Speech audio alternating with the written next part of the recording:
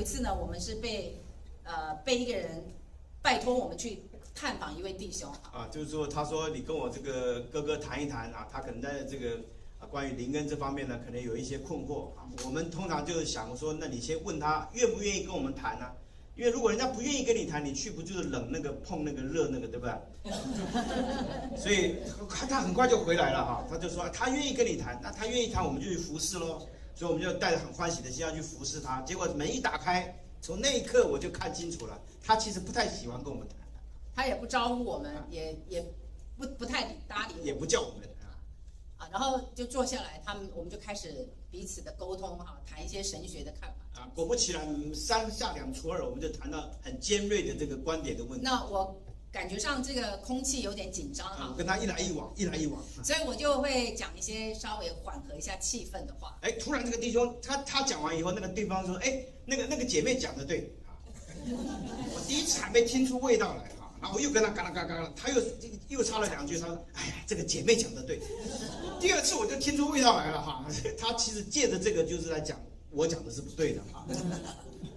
啊，那长话短说了，我们就是大概讲了好一阵子以后，我们就告辞就回家了。对，我觉得不太愉快，我就 end the conversation。那我们在路上就谈起这个探访的经验，就觉得不太愉快。我说，哎呀，这个弟兄骄傲的很，那个眼睛长在那个上面哈，滴水不进嘛，很难沟通啊，跟他沟通。然后回到家，他又提起这个事情，他又开始抱怨，这个弟兄不尊重人那个怎么的。对呀。又开始讲了。然后我听了以后，我就跟他讲，我说，我祷告了一下哈，然后我就回应我说我同意你所说的哈，不过呢，我刚刚祷告也思考过了，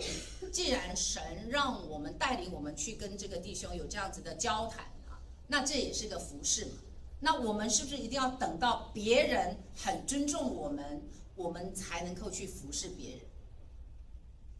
我就是把这个问题呢，我就带给他。我当时就没回应啊，我就不讲话，我们就去休息睡觉了这样子。然后第二天早上起来呢，我们就吃早饭，他就带领祷告。祷告的时候我就祷告，我说主啊，一定要别人尊重我们、赞同我们，我们才愿意去服侍他。